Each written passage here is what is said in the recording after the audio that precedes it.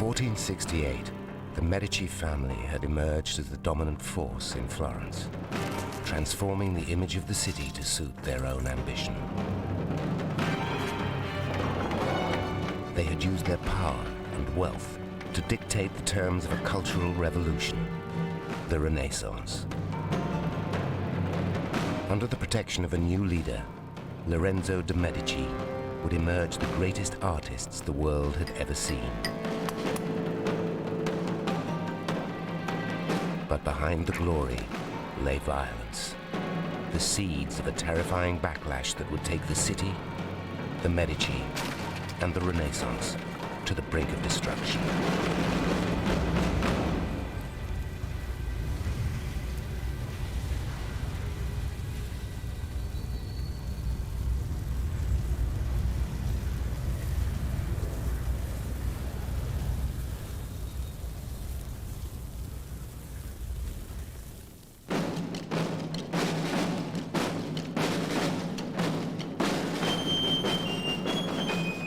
In just 3 generations, the Medici had clawed their way to the top of the pile in Florence.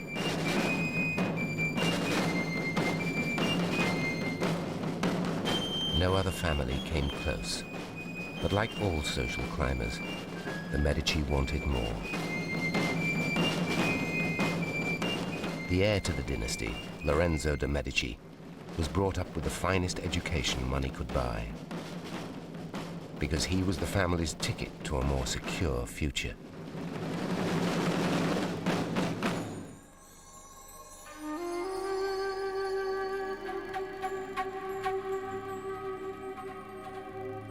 And when Florence failed to produce a suitable match, the Medici looked to Rome for a bride for Lorenzo. The marriage is very important because it establishes links between a Florentine mercantile family and one of the most powerful families of the Roman aristocracy. So it's a form of ennoblement of the family. Clarice Orsini was a wise choice. The daughter of a baron and the niece of a cardinal, she brought connections, class, and military muscle to the Medici family. These were things that mattered in Florence, a city built on the blood of dynastic competition.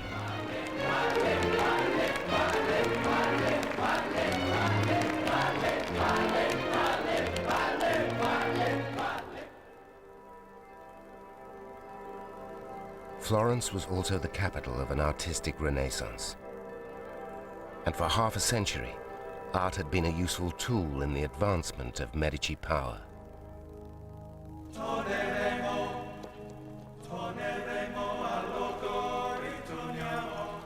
Yet for the family, patronage was more than just a means to a political end. Passionate connoisseurs with genuine curiosity for new ideas, the Medici had built a reputation as the tastemakers of Italy. For the workshops of Florence, business had never been better.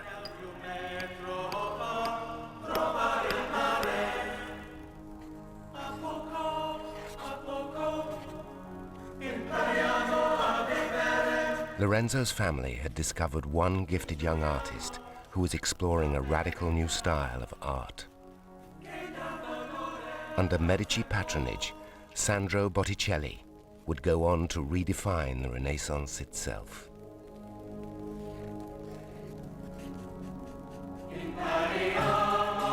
But he also played a role in the creation of a powerful Medici myth. Botticelli's adoration of the Magi placed Lorenzo's family right at the heart of the Nativity. The painting glorified Lorenzo's father, his brother, and Lorenzo himself. But it also featured a self-portrait. By placing himself inside Lorenzo's circle of friends, Botticelli claimed his position within the Medici world, a perfect union of beauty, money, and power.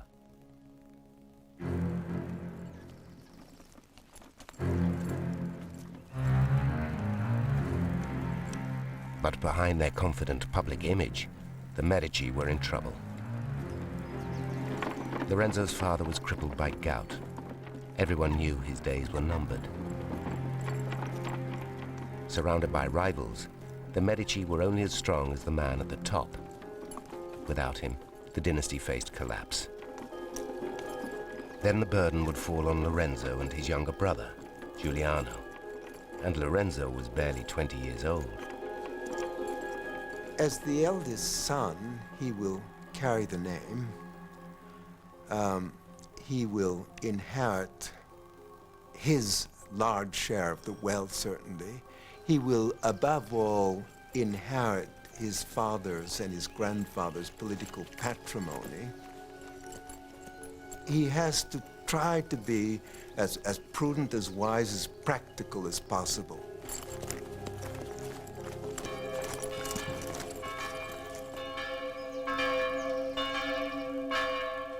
The crunch came sooner than expected, because within weeks of Lorenzo's wedding, his father succumbed to his illness. He died on December the 2nd, 1469.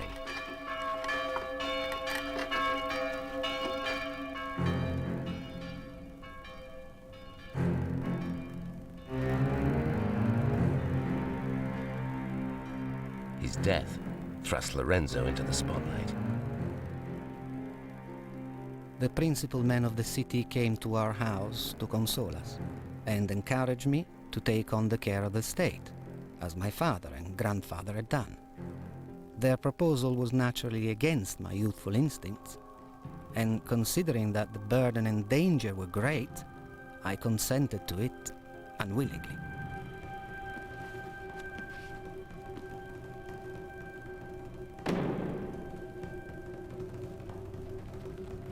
It's an immense moment where he becomes the first citizen of Florence. He is the main man. I don't think he really wants to be. I think he has to be, because he's very much on a European, even a global stage. He has to be seen to take control. Lorenzo was now the leader of the Medici family and the most powerful man in Florence. He inherits the leadership, and he becomes the godfather of the Florentine people, the maestro della bottega, the boss of the shop. And it's arguable that all Florence is Lorenzo's shop.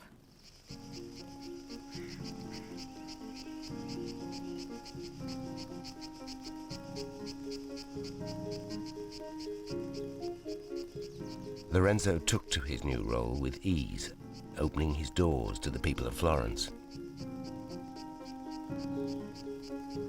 The Medici have been in power a long time by now. They are politically very astute, and I think they've realized that actually the masses, the poor people, can develop their own voice. They can change things. Lorenzo knows that he therefore needs to put something back there. He's just trying to cover all his angles. In exchange for whatever they could afford, Lorenzo offered help to the ordinary people of Tuscany, including dowries for hundreds of poor daughters. By transforming their lives, he earned gratitude and loyalty. The whole system of government by personal loyalty is a very Mediterranean one. It's very like the system by which the mafia ruled southern Italy for many centuries. This is a very face-to-face society in which government is distant, whereas the man who wields the authority is the reality.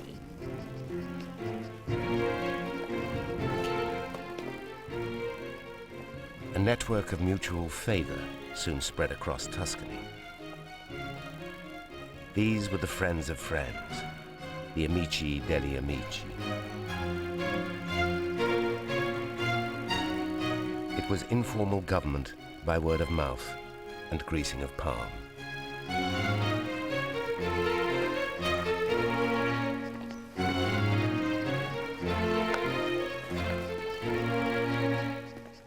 Lorenzo by offering favors, by having a very large circle of friends, is able to get his way in this city, really as a kind of semi-dictator.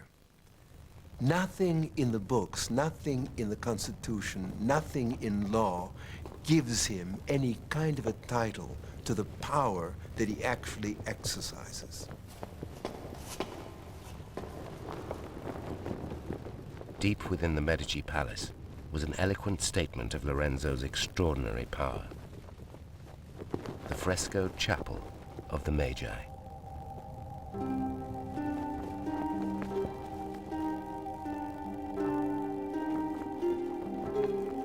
Spread across all four walls, parading through the hills of Tuscany, were 3 generations of the Medici family.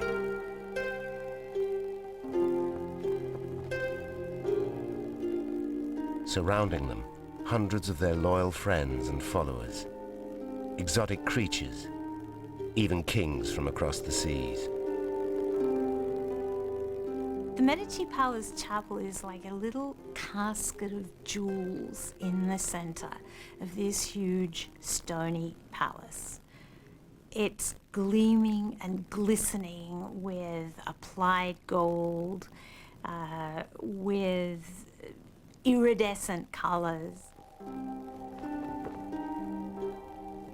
The Medici family, their allies and amici, were shown taking part in the biblical procession of the Magi.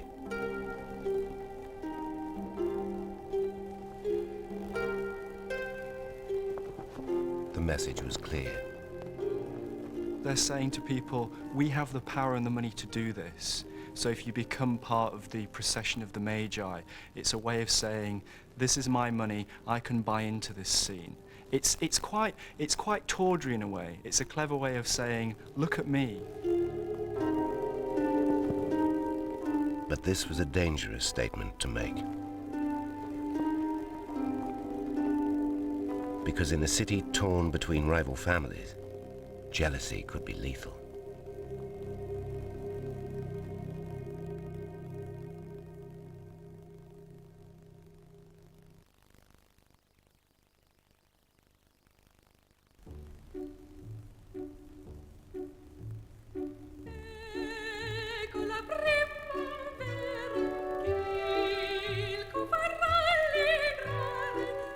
Lorenzo de' Medici had been born to privilege, but he'd also been brought up a scholar. At regular salons inside the Medici palace, he brought together the prime of Florence's literati. Lorenzo did, in fact, maintain this open house, in a way, at the Medici Palace, where writers and artists and other interesting people were free to come and partake of his bounty. So he's a kind of appealingly modern figure.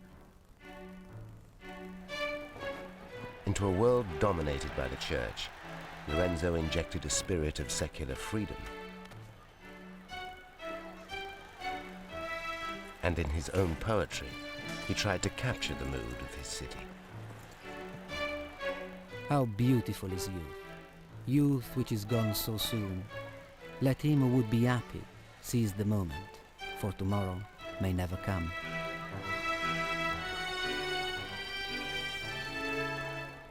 Lorenzo is the life and soul of the city. As a young man, he's a man about town. He's very fashionable.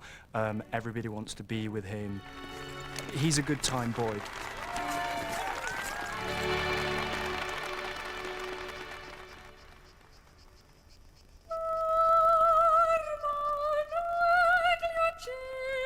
But beneath Lorenzo's charismatic exterior lay a serious desire to foster the new and the dangerous. And there was no artist in Florence more radical than Botticelli. Botticelli made his bread and butter, like many other artists, working on religious projects. But I think his heart was in any subject matter other than Jesus. The sort of thing that would allow free rein for this new spirit, which Lorenzo de' Medici certainly encouraged in Florence as a whole.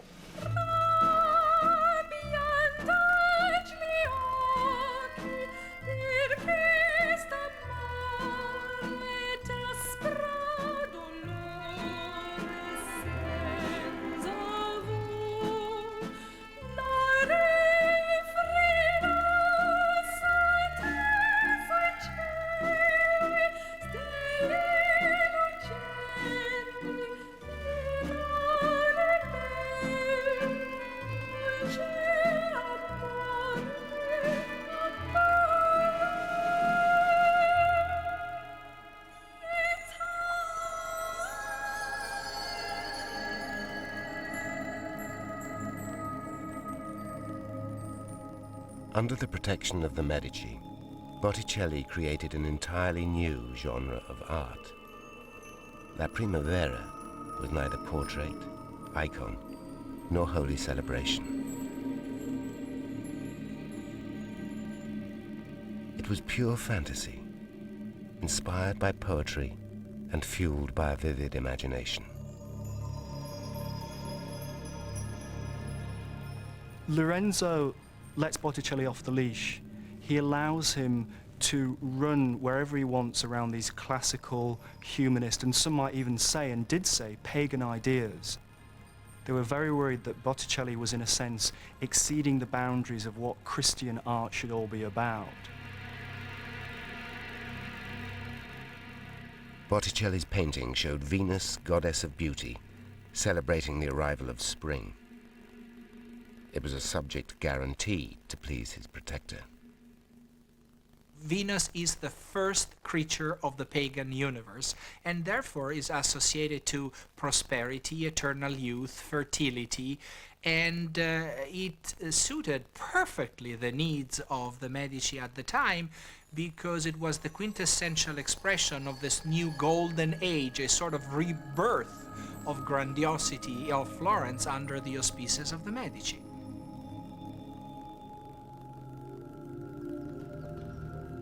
But with influence came arrogance, and Lorenzo had been making enemies fast. There is a very mafia feel to what starts to happen around Lorenzo's time. Florence has always been about large, powerful families vying for control of territory, and this is very much what happens between the Medici and the Pazzi. The Pazzi were a rival banking family. Like the Medici, they ran their local neighborhood. The Pazzi are the second richest family in Florence. But they also have the advantage over the Medici of being an older, grander, more noble lineage. From the moment that Lorenzo takes power, he sees to it that they are kept out of leading office in Florence.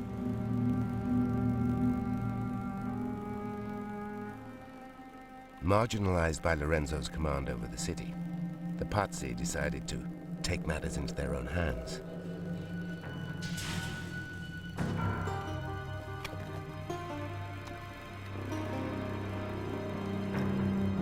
They settled on a simple plan: the total elimination of their rivals.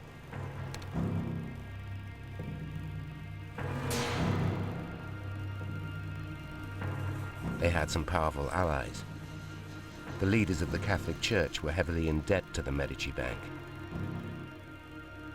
It was in their interests to collude with the Pazzi.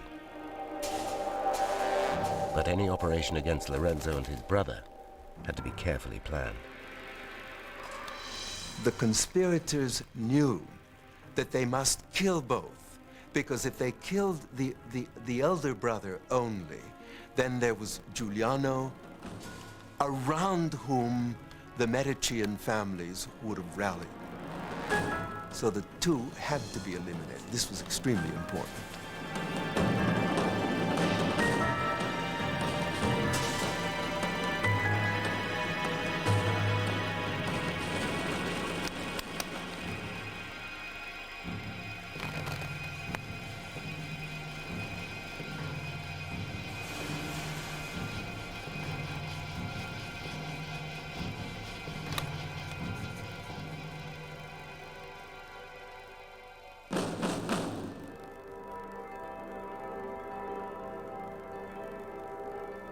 As rumors of the conspiracy spread, a new plot was hatched. It could not have been more sacrilegious. Sunday, April the 26th, 1478, Easter Day.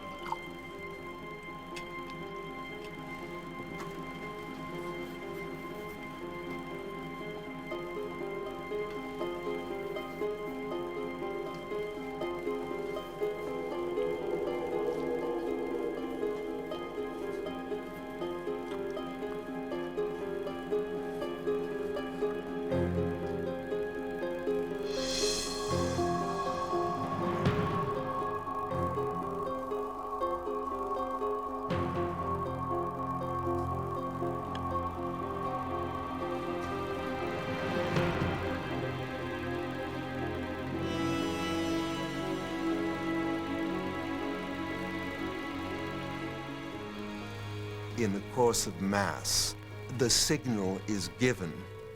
Both men were in the cathedral at the same time, so that seemed to be the moment to do it.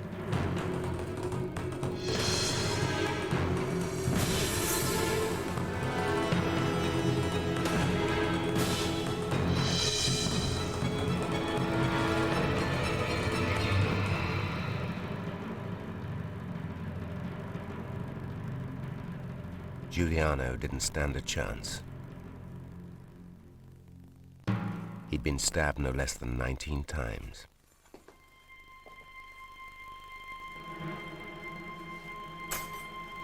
But Lorenzo was unaccounted for.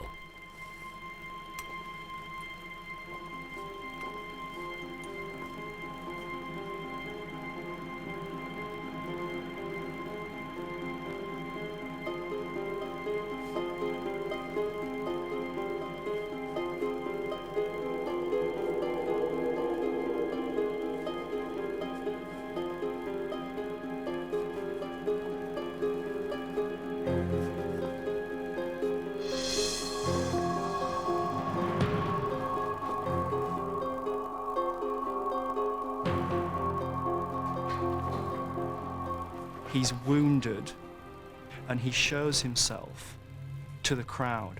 It's a way of saying, we're still here, we're still alive. And as soon as that happens, then the Medici is still in business.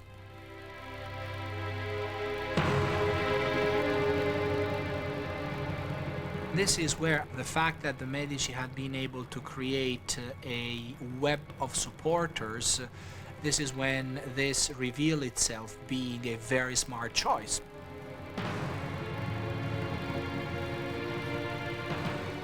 The plotters realize that the game is up. The supporters of Medici were in such rage over what had happened that they were simply ready to kill at will.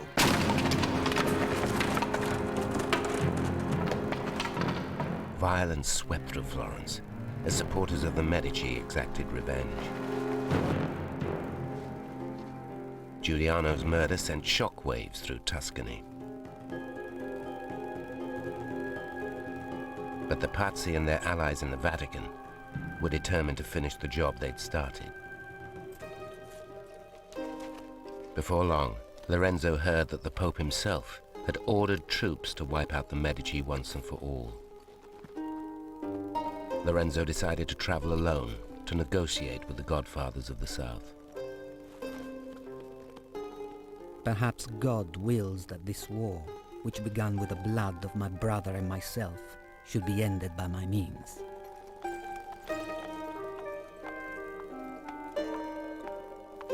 Lorenzo's own servant recorded his master's dark mood.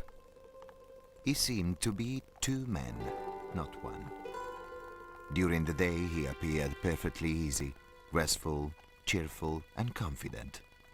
But at night he grieved bitterly about his own ill fortune and that of Florence. Lorenzo traveled for nearly a month, sailing 300 miles down the Italian coast. His ship docked at Naples just before Christmas 1479. Lorenzo arrives in Naples with money, with gifts for all the courtiers, with his charm, and a deal of peace is cut between the two sides. And although the Pope is very unhappy about this, very unhappy, he's kind of brought into it, kicking and screaming.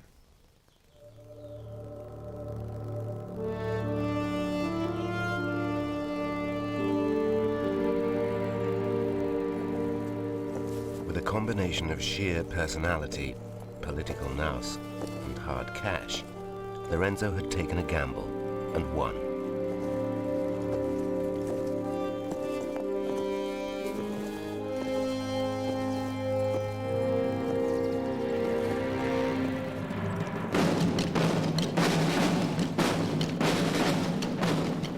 On his return to Florence, Lorenzo was hailed by his grateful city, Il Magnifico, the Magnificent.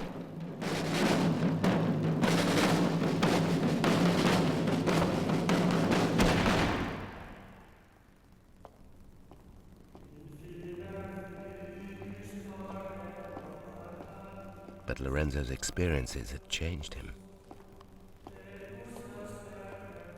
Resolved to take no more risks with his dynasty's future, he adopted the bastard son of his murdered brother, because the Medici needed all the heirs they could get.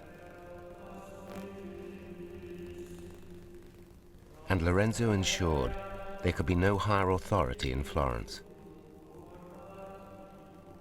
Downsizing the Republican government, he brought the entire city under his personal control.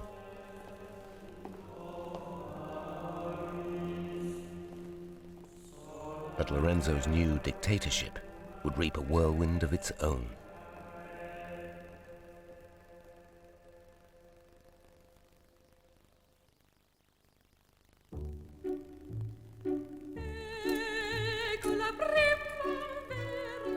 Lorenzo de' Medici's control of Florence extended beyond the realm of politics. As godfather, he imposed his own tastes on the studios of the city. His word alone could make or break an artistic career.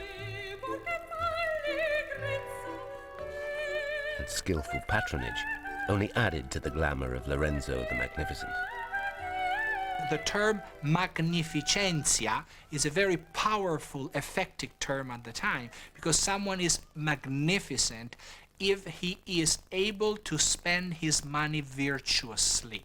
And patronage is the best way to do it. With Lorenzo's approval, Botticelli began work on a special commission for the family, a wedding present for the godfather's cousin.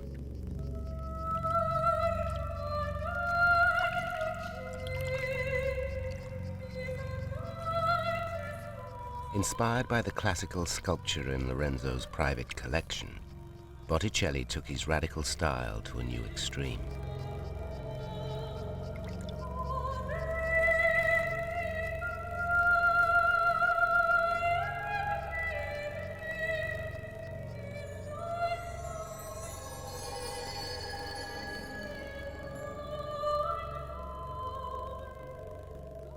The Birth of Venus was unlike any other painting of its time.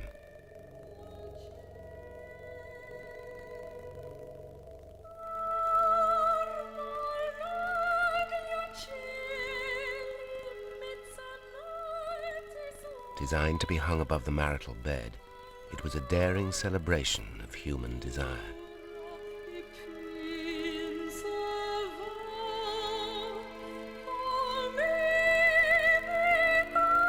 The works that Botticelli is best known for are these pagan mythologies, bringing back to life goddesses like Venus, who are being celebrated as, frankly, the goddess of eros and fertility and reproduction, and there's no apology in Botticelli's pictures for the glorification of the physical world and the physical passions.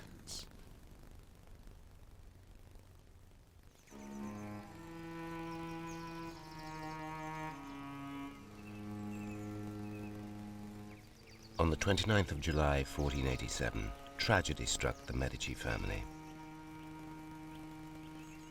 Lorenzo's wife, Clarice, died suddenly from tuberculosis. She was only 34.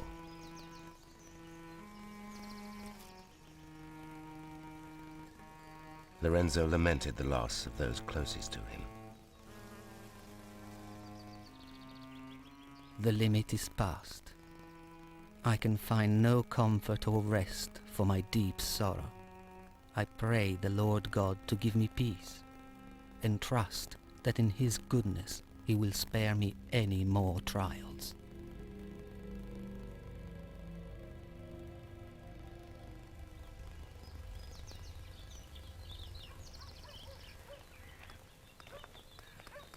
In 1488, Lorenzo established the first school of art in history, providing classical sculptures from his own precious collection. It was here that he spotted a precocious young talent who was working with marble for the first time.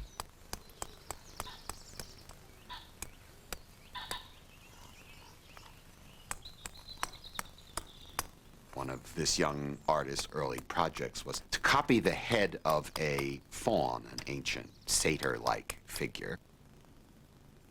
And Lorenzo came to look at it and said, "Oh, that's very good," but kind of in a joking way said, "But you know, fawns are supposed to be old men, and you've let this fellow have all of his teeth, and very few old people have all of their teeth." This young man was mortified that he'd been criticized, and he immediately knocked out one of the teeth with a chisel and had Lorenzo come back and look at it again. Lorenzo's new protege, Michelangelo Buonarroti, was only 13. Lorenzo is a connoisseur. He really knows what he's looking for. He's got a very good eye, and he sees it immediately in Michelangelo. Lorenzo takes him right under his wing, because I think he knows that this guy's fragile. He's a troubled young man, and he has to really cajole him. Lorenzo decided to bring Michelangelo into his family.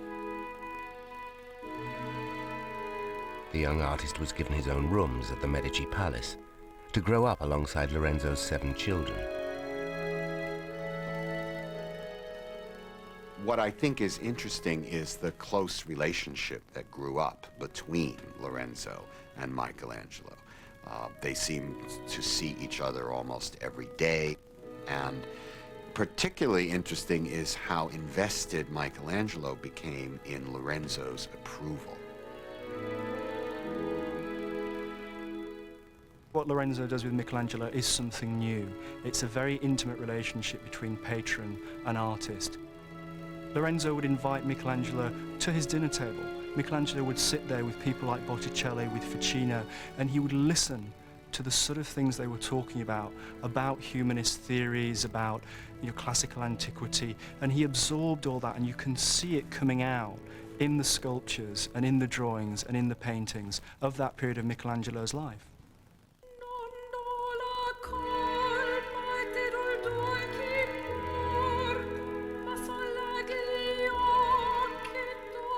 As the young Michelangelo learned his craft, his talent was pulled in 2 different directions. He applied himself to traditional, religious subjects with great devotion.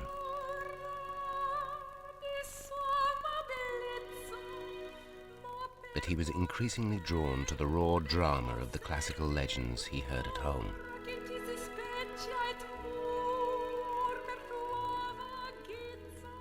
My tutor read me the myth of the Battle of the Centaurs. The wild forces of life locked in heroic combat. My mind was a battlefield, my love of pagan beauty, the male nude, at war with my religious faith. Michelangelo sensed that the influence of Lorenzo de' Medici was leading him in a dangerous direction.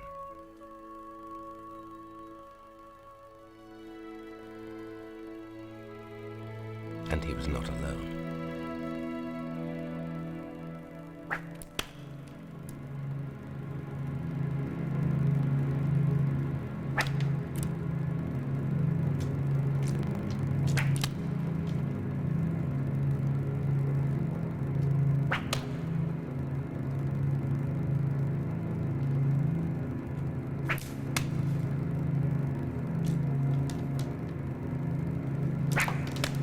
One man believed Lorenzo was leading the city on a decadent path to destruction.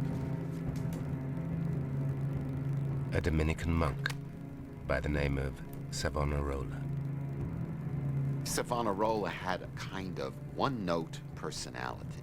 The only thing you ever hear about him is moralizing fanaticism. He was opposed to almost any kind of visual art that wasn't religious. If it had nudes in it, it was lascivious and likely to lead to sin. He took a dim view of just about everything that happened that wasn't entirely dedicated to a very traditional notion of religion. He wrote furious diatribes to his father. I cannot endure the evil doing of the heedless people of Italy. I must fight with all my strength to stop the devil from jumping onto my shoulders. Savonarola's disgust became an obsession.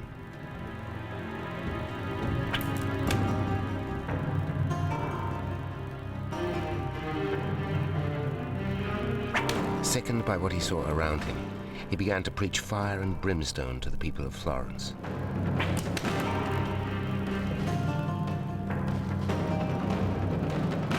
He turned his zealous hate towards Lorenzo as the focus of all that was sinful.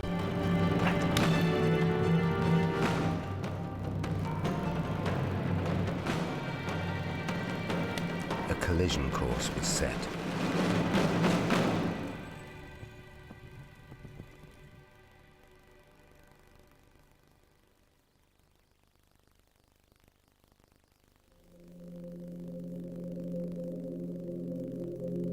Under Lorenzo de' Medici, Florence had reached new heights of culture and sophistication.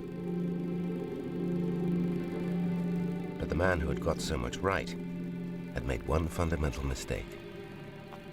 He had loosened his grip on the family business. Ignoring his grandfather's advice, he made reckless loans to England's King Edward IV. Suddenly, he was losing a fortune in the Wars of the Roses. Across Europe, branches of the Medici Bank were forced to close. And the family's network began to fall apart. They stopped coming through for the friends. Their whole power depended upon being godfathers, upon maintaining this circle of loyal followers to whom they had obligations and who could reasonably expect their obligations to be fulfilled. There were more people asking for favors than favors to be distributed. And inevitably, some people went away empty-handed and unsatisfied. Now, even the humblest of Lorenzo's amici knew that he had betrayed their trust. Savonarola had found an audience for his beliefs. Go and tell Lorenzo to repent his sins, for God will punish him and his family. He believed that he could foresee the future. And what he foresaw was that the decadence of Lorenzo's reign was leading to the downfall of Florence. Creativity is at its peak with people like Botticelli and Michelangelo, but politically and financially, things are literally at breaking point.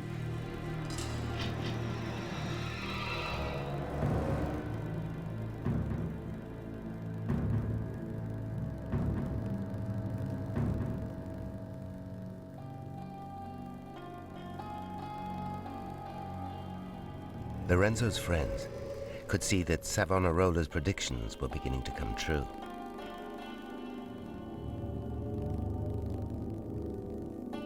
In 1492, Lorenzo fell seriously ill.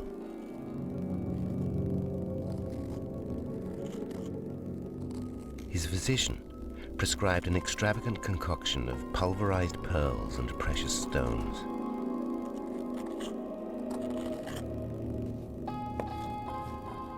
But medicine could not ease his fears for the future of the dynasty. Lorenzo needed a safer power base for his heirs. The church.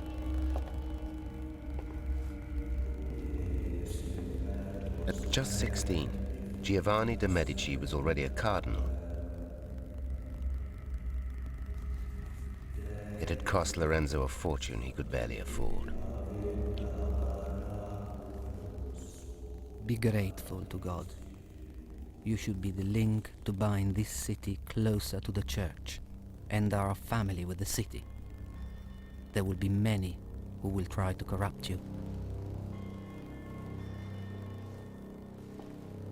Lorenzo knew he was dying, and now he needed something that money couldn't buy.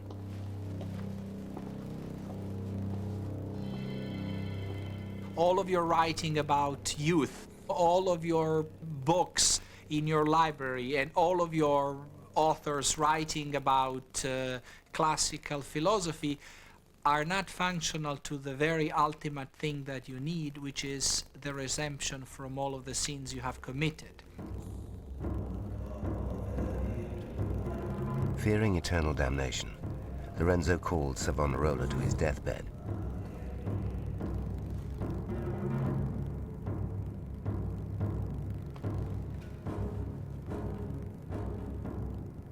But Savonarola's judgment was harsh. He damned Lorenzo.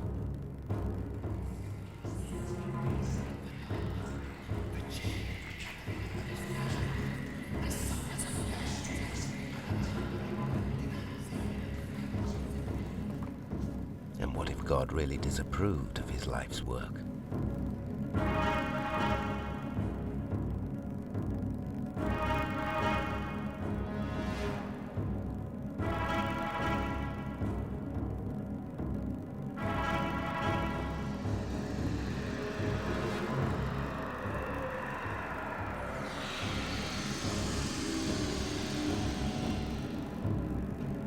At the age of 43, Lorenzo died, fearing hell to his last breath.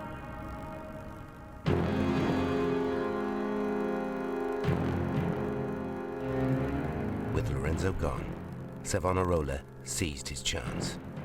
Behold, the sword has descended. The scourge has fallen. The prophecies are being fulfilled.